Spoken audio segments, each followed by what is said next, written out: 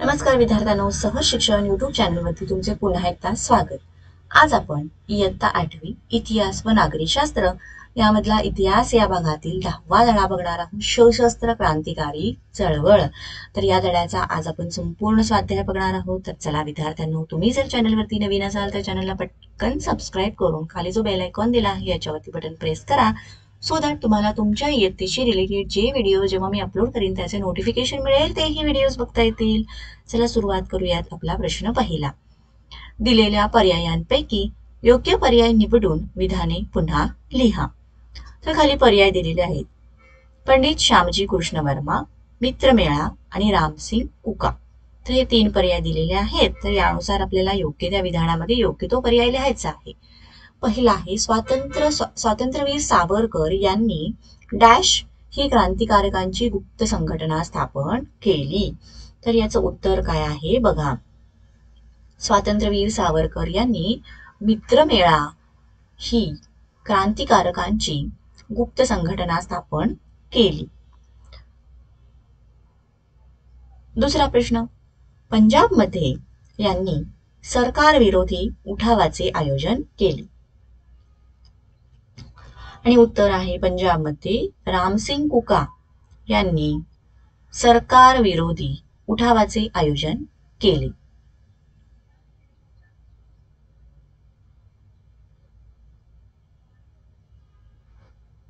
तिसरं. इंडिया हाऊसची स्थापना यांनी केली. आणि उत्तर आहे इंडिया हाऊसची स्थापना पंडित श्यामजी कृष्ण वर्मा यांनी केली.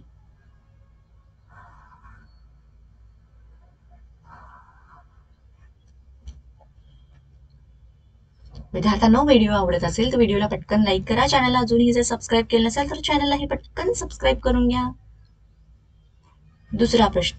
पुढील तक्ता पूर्ण करा. तर हा तो तक्ता आहे जो आपल्याला पूर्ण करण्यास सांगितलेला आहे. तर चला आपण याचं डायरेक्टली उत्तर बघूया. क्रांतिकारक आणि संघटना. त्याच्यामध्ये पहिला आहे स्वातंत्र्यवीर सावरकर, अभिनव भारत. त्यानंतर बारिंद्र कुमार घोष, अनुशीलन समिती. आणि तिसरा आहे Chandrashekhar Azad, Hindustan socialist Republican army.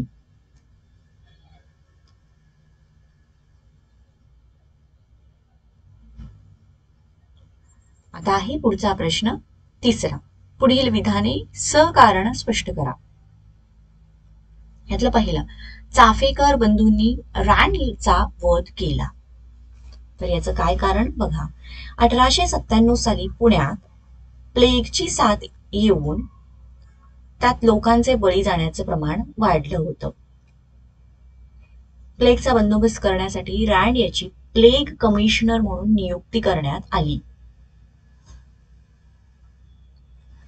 Pune plague पासून मुक्त करण्यासाठी रँडने स्वच्छता मोहीम राबवून लोकांवर जुलूम जबरदस्ती केली. याचा बदला घेण्यासाठी चाफेकर बंधूंनी रँडचा वध केला.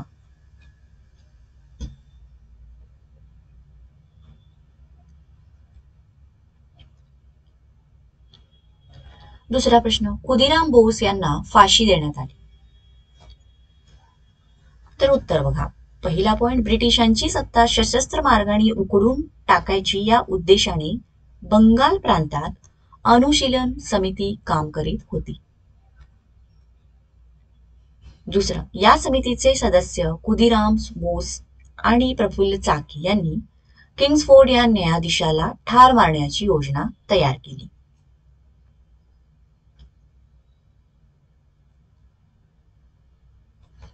तिसरं.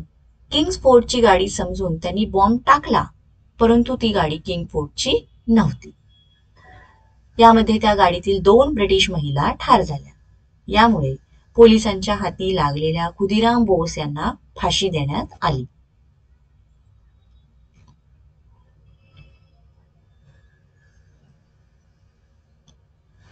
तिसरा प्रश्न. भगतसिंग व बटुकेश्वर दत्त यांनी मध्यवर्ती विधिमंडळात बॉम्ब फेकले. कारण काय असेल बघा. पहिला पॉइंट. सरकारने मध्यवर्ती विधिमंडळात 2 विधेयके मांडली होती. दुसरा पॉइंट. जर ही विधेयके मंजूर झाली तर लोकांच्या नागरी हक्काची पायमल्ली होणार होती. तिसरा पॉइंट, या विधेयकाचा निषेध करण्यासाठी भगतसिंग आणि बटुकेश्वर दत्त यांनी मध्यवर्ती विधिमंडळात बॉम्ब फेकले.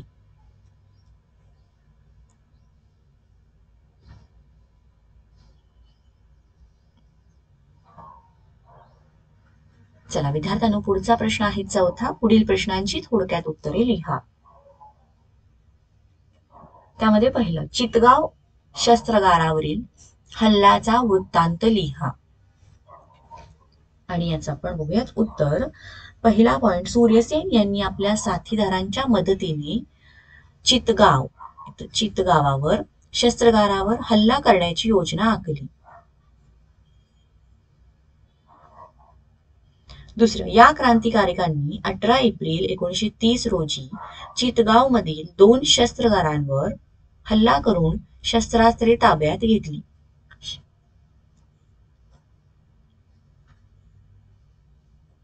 टेलिफोन व टेलिग्राफ यांच्या यंत्रणा तोडून टाकल्या.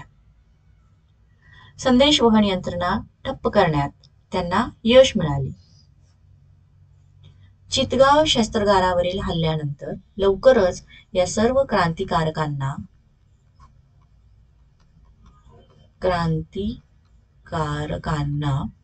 पकडून त्यांना फाशी देण्यात आली.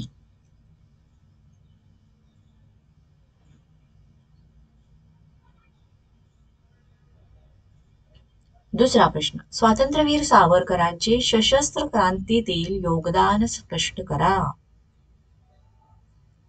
विद्यार्थ्यांनो, उत्तर बघा.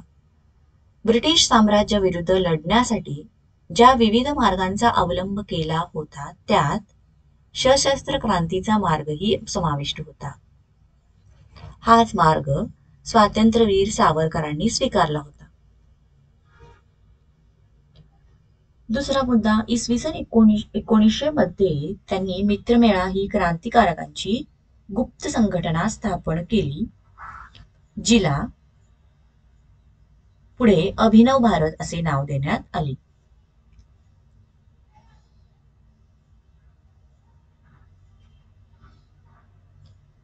इंडिया हाऊसची शिष्यवृत्ती मिळवून सावरकर उच्च शिक्षण घेण्याच्या निमित्ताने इंग्लंडला गेले.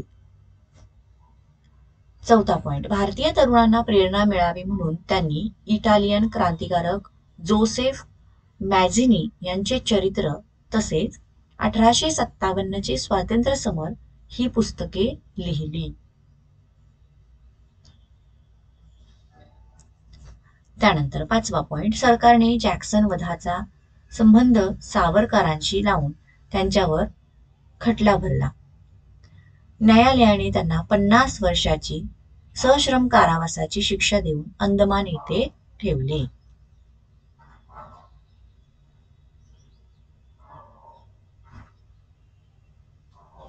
विद्यार्थ्यांनो, याचबरोबर हा स्वाध्याय इथे संपलेला आहे. तुम्हाला व्हिडिओ आवडला असेल तर व्हिडिओला पटकन लाईक करा, चॅनलला सबस्क्राईब करा. धन्यवाद.